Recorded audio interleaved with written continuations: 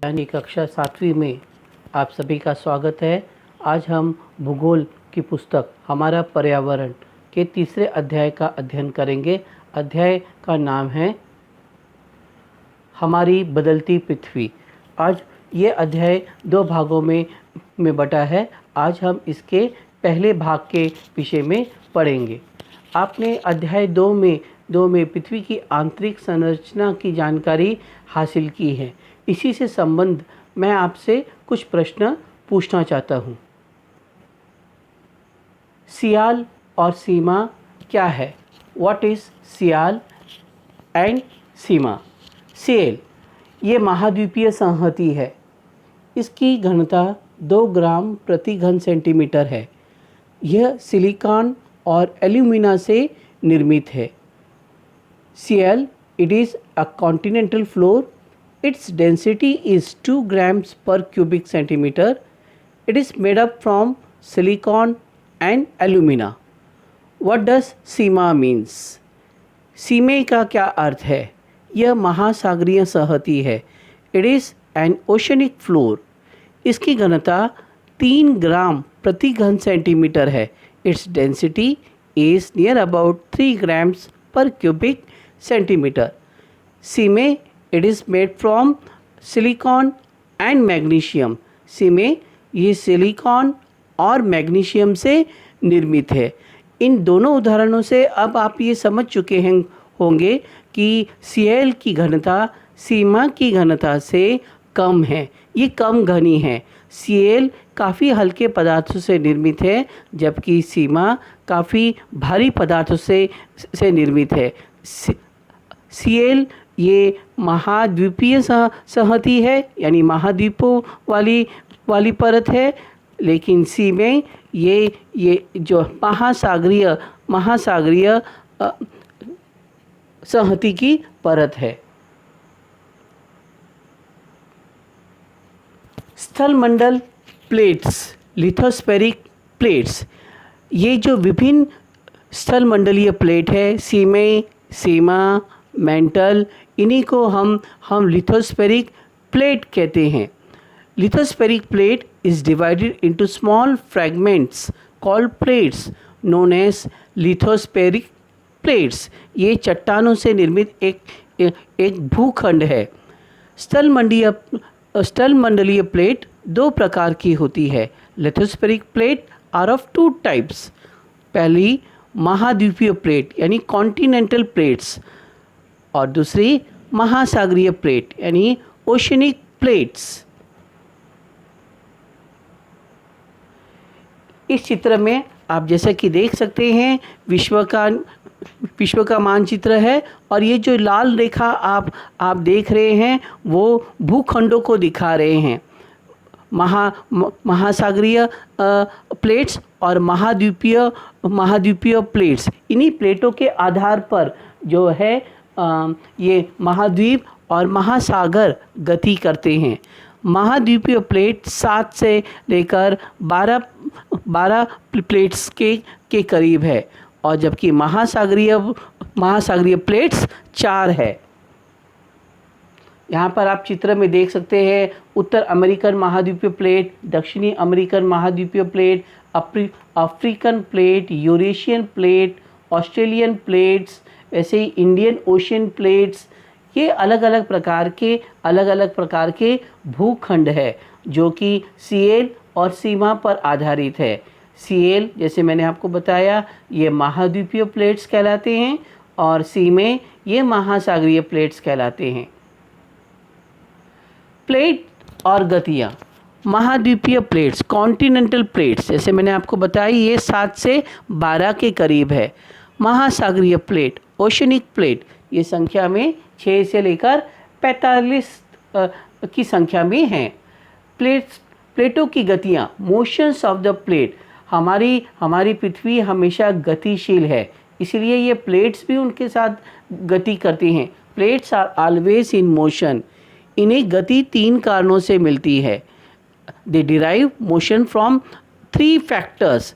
पहला है convection warm current, संवहनीय उष्ण धाराएं। दूसरी है rotational motion of the earth, पृथ्वी की परिक्रमण गति। तीसरा है भूगर्भ के अंदर मैग्मा प्रवाह, यानी magma flow, it is magma flow. आपने अभी पिछले ही पार्ट में पढ़ा कि हमारे पृथ्वी के क्रोड का तापमान लगभग 4000 डिग्री सेल्सियस से 6000 डिग्री सेल्सियस है। तो इतने उष्ण तापमान में कोई भी पदार्थ का तापमान अति उष्ण होगा, वो द्रवित मात्रा में होगी, और इसीलिए संवहनीय उष्ण धाराएं, ओशन करंट्स यानी कन्वेक्शन करंट्स, वो जो है ऊपर की तरफ उठेंगे, और जब ऊपर की तरफ उठेंगे तो चट्टानों पर वो बाहर डालेंगे, और इस तरह से चट्टानें अपने स्थान से हिलेंगी, खिसकेंगी, और इसी तरह से इन चट्टानों को, इन प्लेट्स को गति मिलती है। ऊष्मा का संवहनीय स्थानांतरण आप इस चित्र में देख सकते हैं।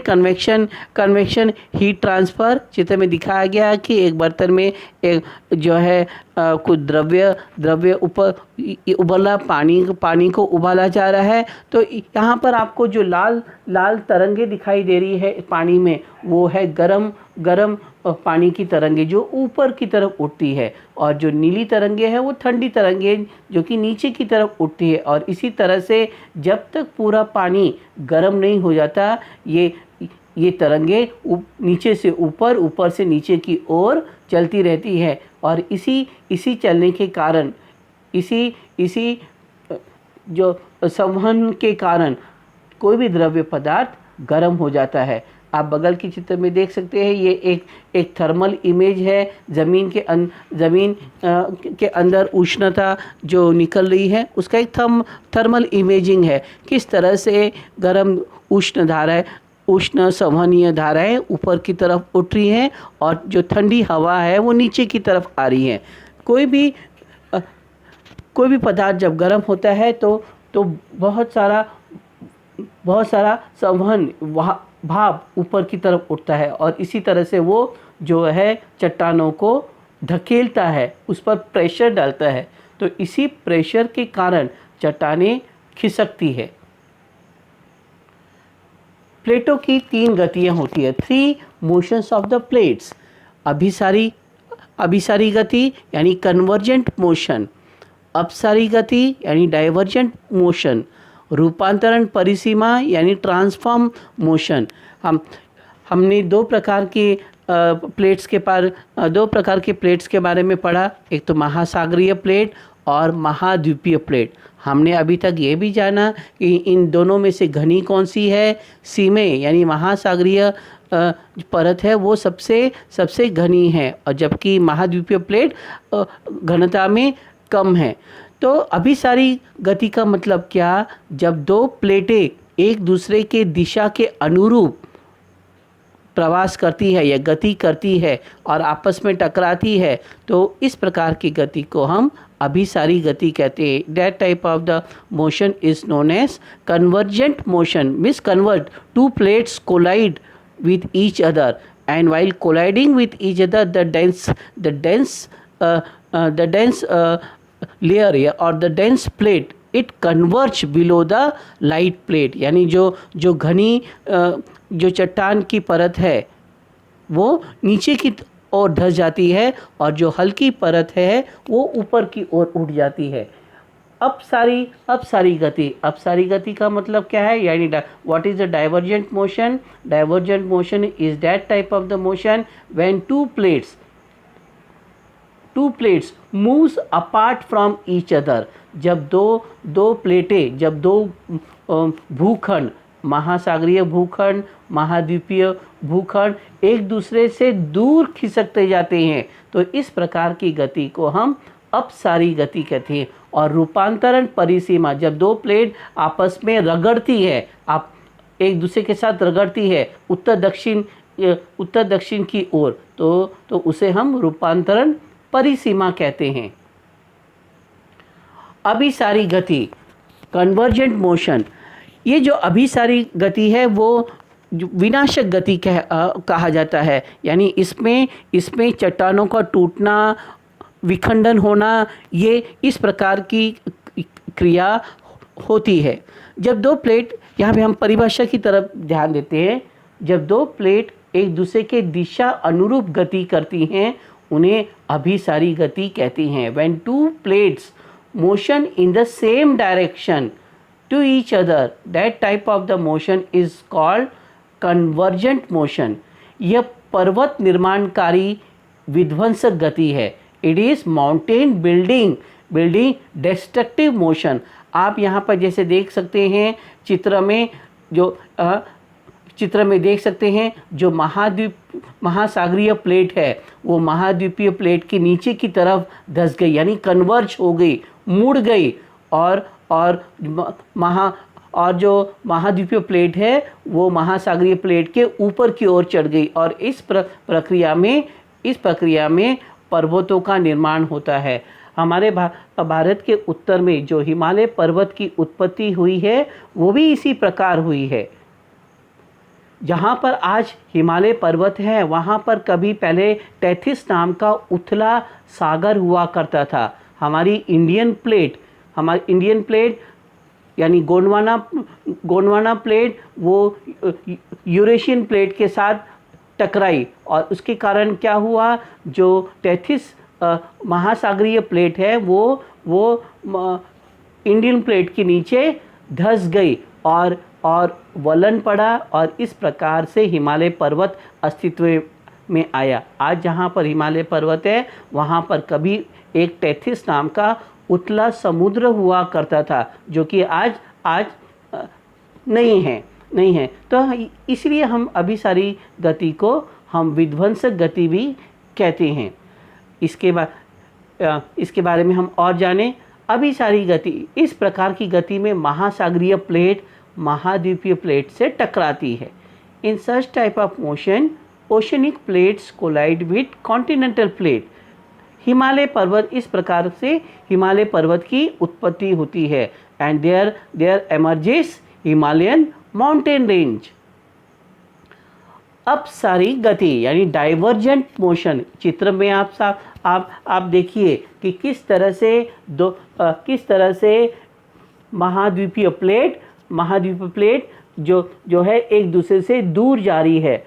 ऐसा क्यों दूर जा रही है? क्योंकि भूगर्भ में जो मैग्मा है वो मैग्मा का प्रवाह ऊपर की ओर, उसका दबाव, उसका बल ऊपर की ओर और अधिक होता है, जिसके कारण जो ये दो प्लेट्स हैं, महाद्वीपीय जो प्लेट्स हैं, वो दो प्लेट्स एक दूसरे से दूर खिसकती है। इसको हम निर्माणकारी गति कहते हैं, क्योंकि इसमें गहरी खाइयों का निर्माण होता है, ट्रेंचेस का निर्माण होता है। आप इस प्रकार की स्थलाकृति हमारे पृथ्वी पर कहाँ पर देख पाएंगे? इस प्रकार की स्थलाकृति आपको मध्य अटलांटिक रिज यानी अटलांटिक महासागर के नीचे दिखाई देगी। पूरे उत्तर ध्रुव से दक्षिण ध्रुव की ओर आपको एक सिरे से दूसरी सिरे में फैली हुई ये पहाड़ों की एक श्रृंखला, एक पर्वतों की एक श्रृंखला अटलांटिक महासागर के नीचे दिखाई देगी। ये वही स्थान है जहाँ पर अफ्रीकन प्लेट और नॉर्थ और साउथ अमेरिकन प्लेट ये एक दूसरे से दूर खिसकती दिखाई देगी, यानी दूर जाती दिखाई देगी। और ये वही स्थान है जिसको हम अपसारी गति वाला स्थान कहेंगे, जहाँ पे दो प्लेट एक दूसरे से दूर जा रही है। डाइवर्जेंट प्लेट बाउंड्री भी हम इसको कहते हैं।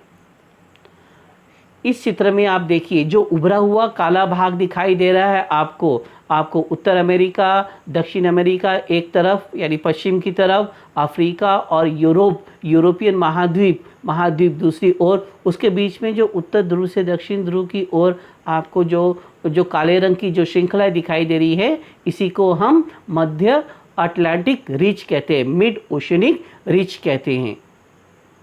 पृथ्वी की गतियाँ, अभी ये जो प्लेट्स जो गति करती हैं, यानी एक स्थान से दूसरे स्थान पर हिलती है, इसको बल कहाँ से मिलता है? हाँ, ये बल बल हम जो है हमारे पृथ्वी के अंदर जो तत्वों से ही निर्मित होता है। पृथ्वी की सतह के ऊपर भी कुछ प्राकृतिक शक्तियाँ कार्य करती है जो जो अलग अलग प्रकार की स्थलाकृतियों का निर्माण करती है।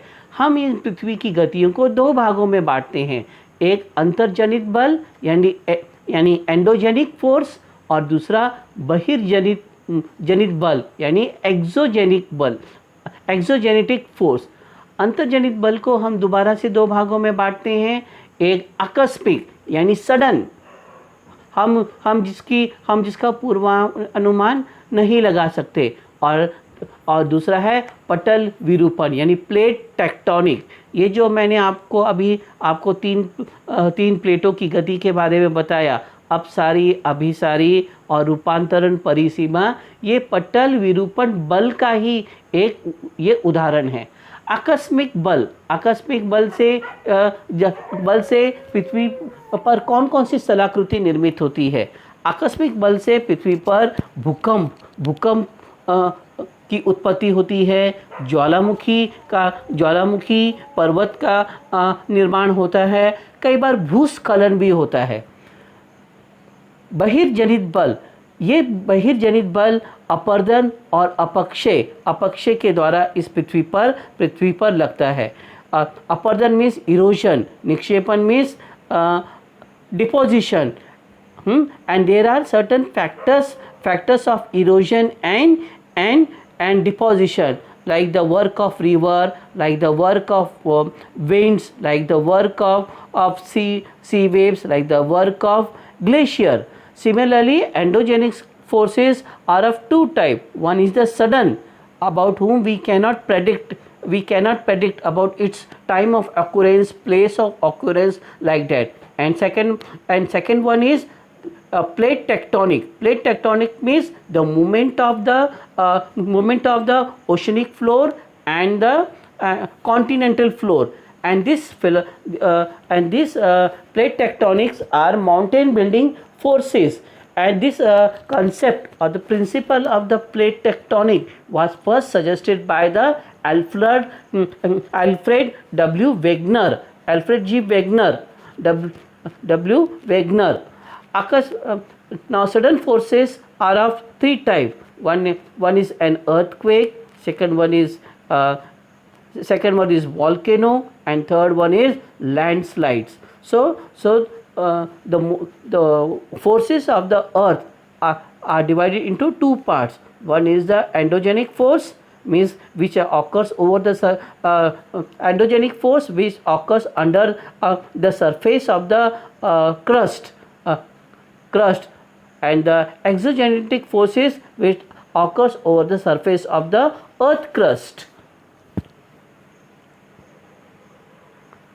Now endogenic forces, जो बल पृथ्वी के आंतरिक भाग में घटित होते हैं उसे अंतर्जनित बल कहते हैं. The forces which act in the interior of the earth is called endogenic forces. आप इस चित्र में जैसे देख रहे हैं, एक चित्र में आपको भूकंप के बारे में दर्शाया गया है, दूसरे चित्र में ज्वालामुखी उद्भेदन वॉल्केनिक इरप्शन, और तीसरे चित्र में आपको लैंडस्लाइड्स के बारे में बताया गया है या दर्शाया गया है. ये तीनों की तीनों जो कारक है वो अंतर्जनित बल के कारण ही होते हैं.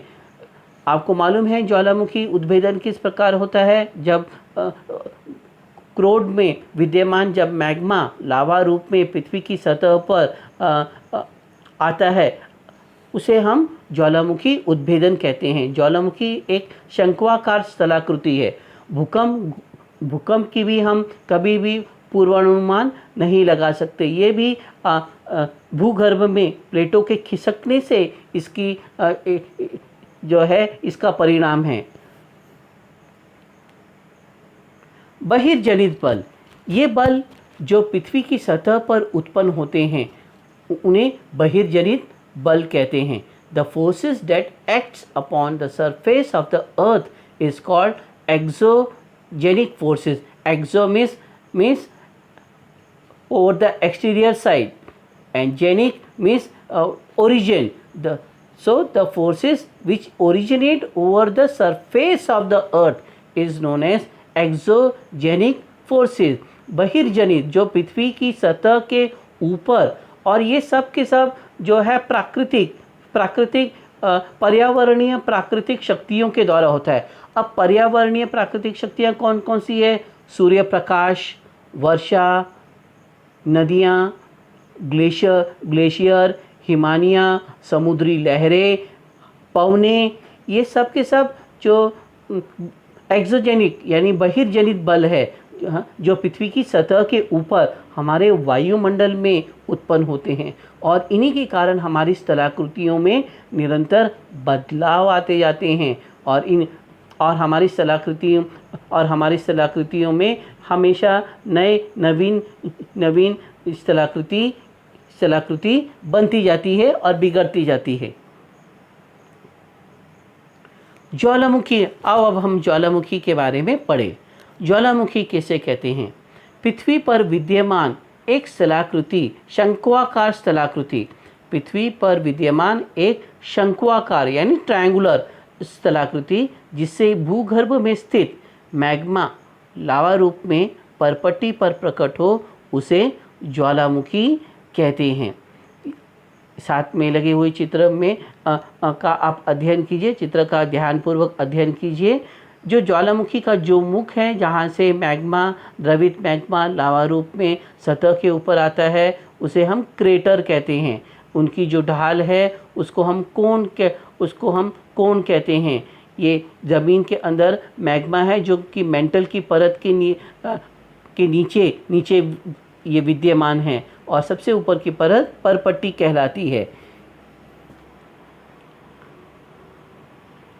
ज्वालामुखी यानी volcano, it is a conical dome like structure over the earth crust from which the crater of whom the molten magma appears over the earth's crust in the form of lava. It is known as volcano. अभी volcano भी ज्वालामुखी भी तीन प्रकार के होते हैं कि उनके ये उद्भेदन की बारंबारता यानी फ्रीक्वेंसी ऑफ इट्स इरप्शन। ज्वालामुखी एक साल में कितनी बार उसमें उद्भेदन होता है, उसके आधार पर भी ज्वालामुखी को हम तीन भागों में बांट सकते हैं। एक सक्रिय ज्वालामुखी, एक जो है प्रसुप्त ज्वालामुखी, और एक है मृत ज्वालामुखी। ज्वालामुखी के तीन प्रकार है। सक्रिय ज्वालामुखी का वो प्रकार है जिसमें से साल में कम से कम 1-2 बार जो है ज्वालामुखी उद्भेदन होता है। What is the active type of volcano? Active volcano is such a volcano which erupts at least once in a year, and there is a scope of its eruption in every coming years.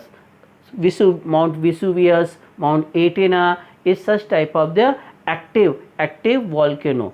Dormant volcano यानी सुप्त ज्वालामुखी।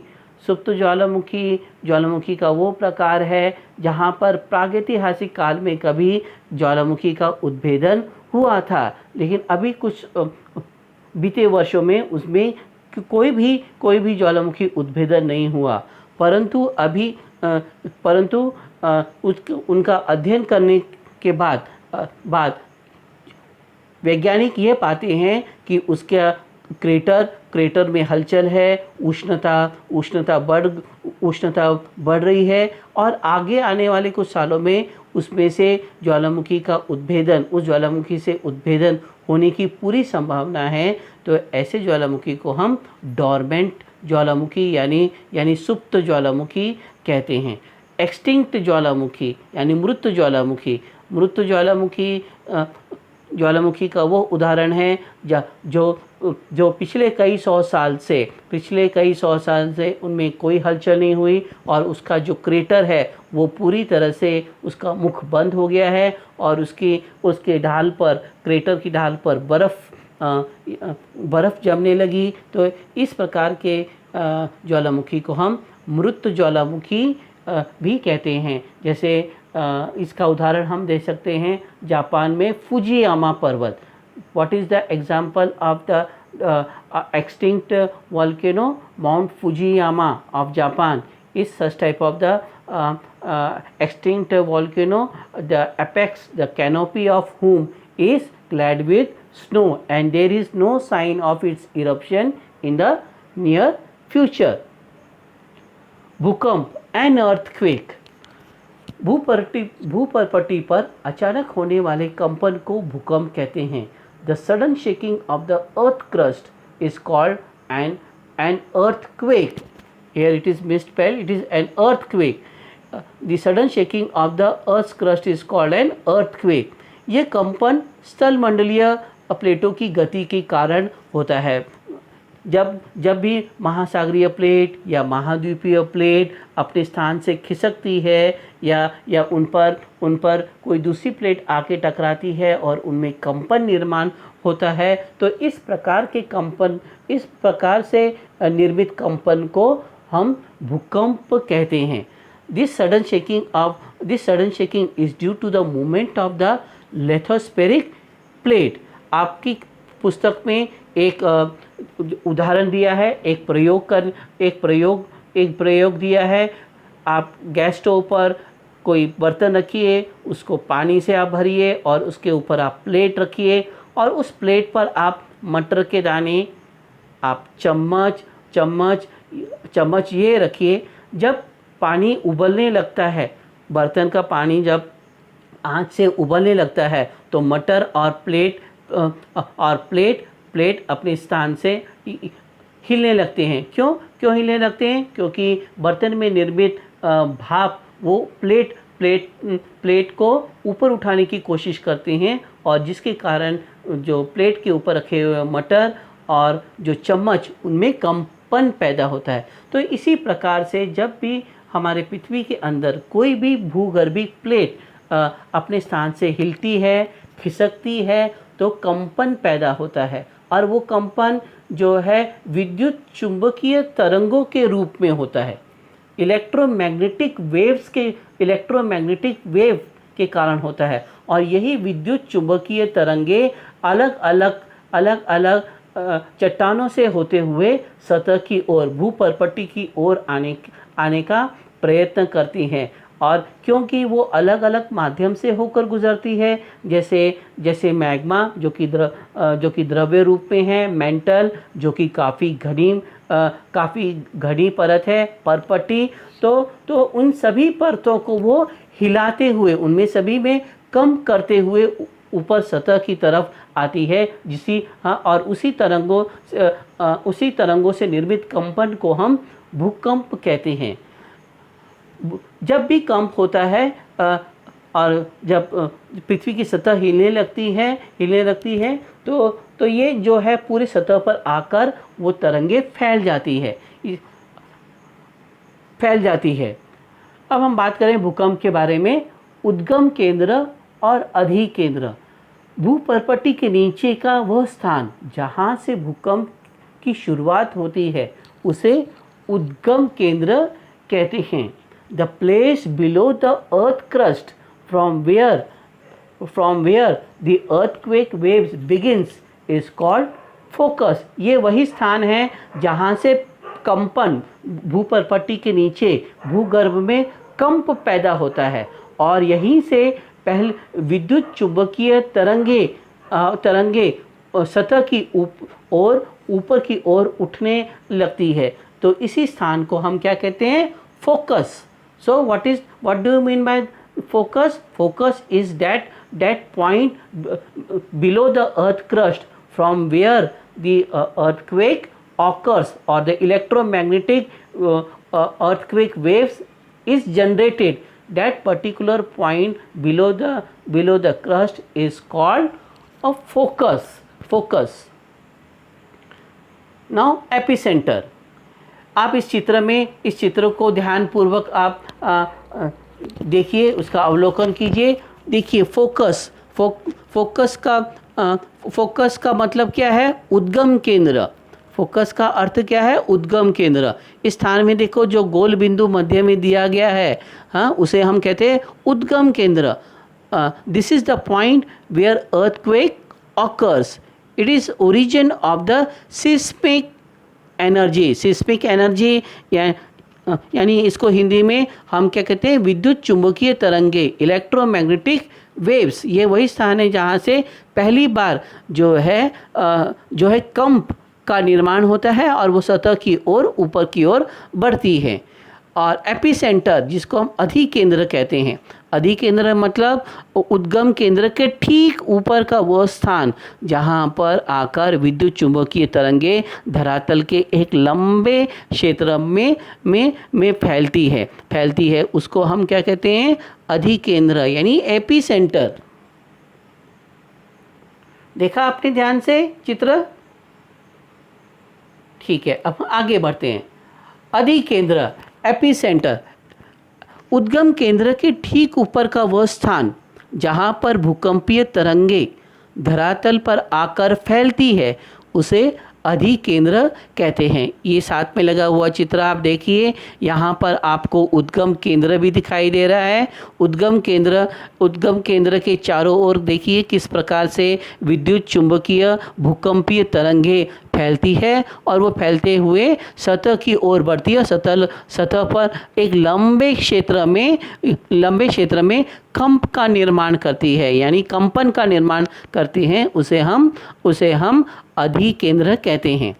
The place just above the focus from where earthquake waves spread over the crust is called an epicenter. So what do you mean by epicenter? Epicenter is the point just above the focus from where the electromagnetic seismic waves spread over the surface, spread over the earth crust and cause disaster is called an epicenter. भूकंप के विषय में कुछ तथ्य. Facts about an earthquake. भूकंप भूकंपीय तरंगों के कारण होते हैं, यानी सेस्मिक वेव्स के कारण, सेस्मिक धाराओं के कारण निर्मित होते हैं. Earthquake occurs due to earthquake waves. अधिकेंद्र के समीप भूकंप का अधिक नुकसान होता है, यानी जो स्थान अधिकेंद्र के समीप होगा, अधिकेंद्र के समीप जो स्थान होंगे वहाँ पर भूकंप का सबसे ज़्यादा नुकसान क्यों होगा? क्योंकि वहीं पर भूकंपीय तरंगे छोटे अंतर पर ज़्यादा समय तक कंपन करती है. कभी आप तालाब के किनारे पर गए हैं? कभी आपने तालाब में ठहरे हुए पानी में कभी पत्थर डाल के देखा है? जब आप ठहरे हुए पानी में जब आप एक पत्थर आप जब फेंकेंगे तो उसमें तरंग निर्माण होती है. और जब तरंग निर्माण होती है तो पहले कैसी तरंग निर्माण होगी? पास जो है गोलाकार जो वृत्ताकार तरंग निर्मित होगी. छोटे अंतर पर बहुत सारी आपको तरंग नज़र आएंगी और उससे दूर वाले क्षेत्र में आपको बड़ी तरंग निर्माण होगी. तो जो तरंग छोटे अंतर को घेरती है और ज़्यादा समय तक कंप करती है, वहाँ पर भूकंप का नुकसान सबसे अधिक होता है और वहाँ पे भूकंप तीव्र भी होता है. सो had you ever visited any pond or lake? Had you ever thrown a stone pebble in the stagnant water? What you have observed? If you have thrown a pebble in a pond and you have carefully observed the result, what you would see? You would see innumerous waves is generated in the pond covering a small distance, and apart from that small rings, you will find some bigger rings away from the pond where you have thrown the stone. After sometimes you will see all the waves have stopped and the pond water again gets calm. So So it also happens in the case of an earthquake. Whenever earthquake begins, so a small what do you say waves is generated or covering a widespread area over the earth, and that waves rest for a longer period of time. The longer the period of longer the periods of of waves, or longer the period of the electromagnetic waves, larger will be the disaster, and larger will be the disaster. So इसी तरह इसी प्रकार जब छोटी छोटी जो चुंबकीय तरंगें जब निर्मित होती है और वो सतह के सबसे ज़्यादा जो क्षेत्रफल को जब घेरती है, तब नुकसान सबसे अधिक होता है। और ये कहाँ होता है सबसे ज़्यादा? जो है अधिकेंद्र के पास। भूकंप की भविष्यवाणी नहीं की जा सकती। We cannot predict an earthquake. लेकिन अगर हम जानवरों के व्यवहार को अगर हम ध्यान से अगर हम जो है उनका निरीक्षण करें, तो हम भूकंप होने का अंदाज़ा लगा सकता है। ऐसे कैसे? जो है नदियों में जो मछलियां हैं या जो जलीय जीव है, उनका अस्वाभाविक व्यवहार, सांपों का अचानक से बिल से निकल आना, और भी गाय भैंस कुत्ते जो है कुत्तों और भी जानवरों का जो है इधर उधर भागना, इन परिस्थितियों से इनके व्यवहार से हम भूकंप होने का अंदाज़ा लगा सकते हैं। We can't predict an earthquake but could predict from the unusual unnatural behaviour of the animals. भूकंप को क्या मापा जा सकता है? हाँ, भूकंप को मापने के लिए एक यंत्र का इस्तेमाल किया जाता है, और उस यंत्र को हम कहते हैं सिस्मोग्राफ। और भूकंप की तीव्रता को ये रिश्टर स्केल में मापते हैं।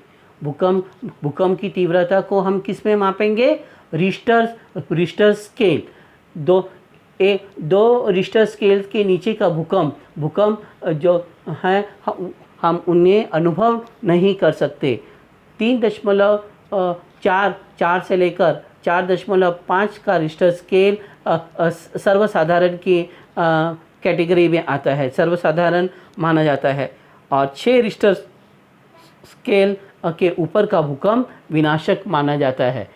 भारत जो है 3 रिश्टर स्केल से लेकर 5 रिश्टर स्केल की तीव्रता में के क्षेत्र में आता है। परंतु हिमालयन पर्वतमाला, यहाँ पर 6 रिश्टर स्केल तक का भी भूकंप आ चुका है। तो भूकंप की तीव्रता को मापने के यंत्र को हम सिस्मोग्राफ कहते हैं, और भूकंप की तीव्रता को हम रिश्टर स्केल में मापते हैं। भुज में भूकंप 2001 में आया था। 26 जनवरी 2001 में आया था, सुबह के 8:46 मिनट में। और ये स्थान गुजरात में है, और भुज के निकट अंजार, यहाँ पे सबसे ज़्यादा विनाश हुआ था। वहाँ पर लगभग 6 रिश्टर स्केल तक का भूकंप आ चुका है, जो कि काफ़ी विनाशक था। इस तरह से हमारा पाठ हो गया। ये पाठ में दिए गए मुद्दों को एक बार आप दोबारा से आप पढ़िए, और इससे संबंधित प्रश्नों उत्तरी अपने अभ्यास पुस्तिका में लिखिए। धन्यवाद।